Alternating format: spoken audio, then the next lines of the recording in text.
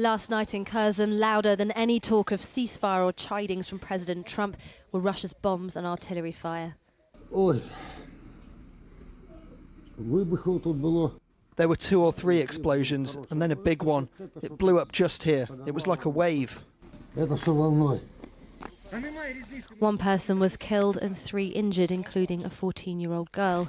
Putin's war machine is still in motion, and Trump's plan for a pause in fighting stalled, even if he wouldn't characterize it that way himself. I'm getting, from the standpoint about a ceasefire and ultimately a deal, some pretty good vibes coming out of Russia. Good morning, colleagues. In London, Sir Keir Starmer chaired an online meeting of 26 countries plus NATO and the EU in an attempt to push Putin to the table, announcing tougher sanctions, though he wouldn't say on what.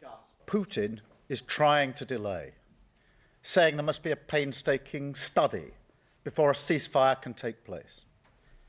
Well, the world needs action, not a study, not empty words and conditions. The yes but from Russia is not good enough, and that we agreed collective pressure will be put on Russia from all of us who are in the meeting this morning. Keir Starmer is still holding on to that idea of a US security guarantee for any European peacekeeping forces. When he was asked about it today, he said, look, my team is in touch daily with the US about working in conjunction with them. Both he and France's President Macron have been clear that no deal can exist without it, but as it stands, it's not forthcoming. A point not lost on Ukraine's President Zelensky, who released recordings of his contribution to this morning's talks. Peace will be more reliable with the European contingents on the ground and the American side as a backstop. There must be clear commitments on how this will function. 2 weeks after his first summit to establish a so-called coalition of the willing, Starmer announced today that military leaders from 30 of Ukraine's allies would meet in London on Thursday for British and French-led talks. Military planning for a peace deal is, he said, now in an operational phase. Today, Russia released these pictures of recaptured towns in its western Kursk region, where its flag flies once again. Ukraine seized considerable territory here in lightning raids in August last year as a bargaining chip for future negotiations, but the Russian army has pushed it back. Quite how far is disputed. President Zelensky said too that the Russian army was amassing soldiers along Ukraine's northeast border in preparation for a fresh incursion into the region of Sumy, with who holds what when Putin finally comes to the table at the forefront of both leaders' minds. Well, Sir Bill Browder was one of the largest foreign investors in Russia until he fell foul of Russian authorities. And he's since been a vociferous campaigner against President Putin, corrupt officials and human rights abuses. And he joins me here in the studio now. Sir Bill, do you think Vladimir Putin is running rings around all of us at the moment?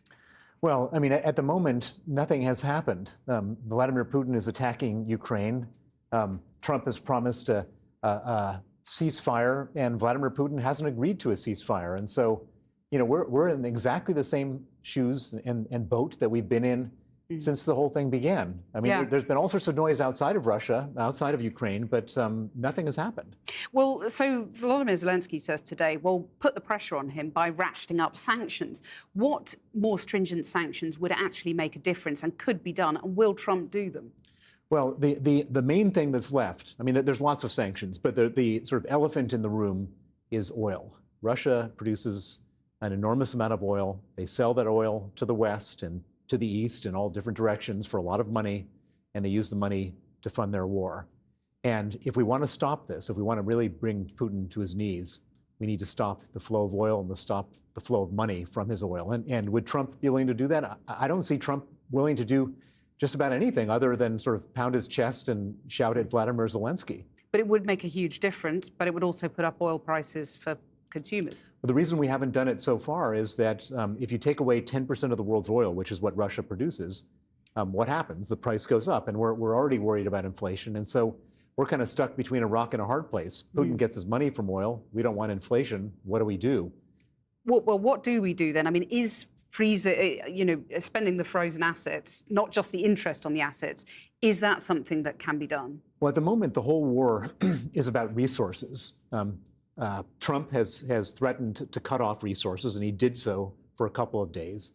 And the one way around this whole problem is that at the beginning of the war, we, the West, froze $300 billion of Russian central bank reserves. One way to take Trump out of the equation is to say, let's confiscate Putin's money, use that money to fund Ukrainians' defense, and when the Ukrainians are ready, at a moment when they have the advantage, they can then negotiate from a position of strength instead of demanding that they effectively capitulate, which is what's been going on so far. So that's more pressing than sanctions, in your view? In my view, that's the game changer. $300 billion changes the nature of this war. But then Keir Starmer and others keep saying, well, it's complicated, we can't do it for legal reasons. Do you buy any of that? It's not complicated. And many of the top lawyers in the world have said so, have submitted their drafts. Keir Starmer could do this right away if he wanted to, and he should. Well, one thing Keir Starmer has done with Emmanuel Macron and others is form this so-called coalition of the willing. Do you think that would make Vladimir Putin pause before coming back for another chunk of Ukraine in future? Well, I think it's totally premature because there is no ceasefire. I don't think Putin is going to agree to a ceasefire. And if he does, he's not going to want to have this coalition of the willing sitting in Ukraine. And so, I mean, it's great that Keir Starmer is doing this. I admire him for his leadership. But we're so far away from a situation where there's any ceasefire, where there's anybody actually talking about doing something constructive here. Right. Putin has not agreed to anything. So stand back a minute then. Do you think we're going to look back on this moment as the time that we averted World War III or sowed the seeds for it? I think we're going to look back at this moment, and it's going to be one of the many moments in a long, terrible war that Putin started, that he has the singular ability to finish at any moment by retreating, but he refuses to do so. We'll be sitting here 6 months from now with the same problems we have today. That's a depressing thought. So, Bill Browder, thank you very much for joining us.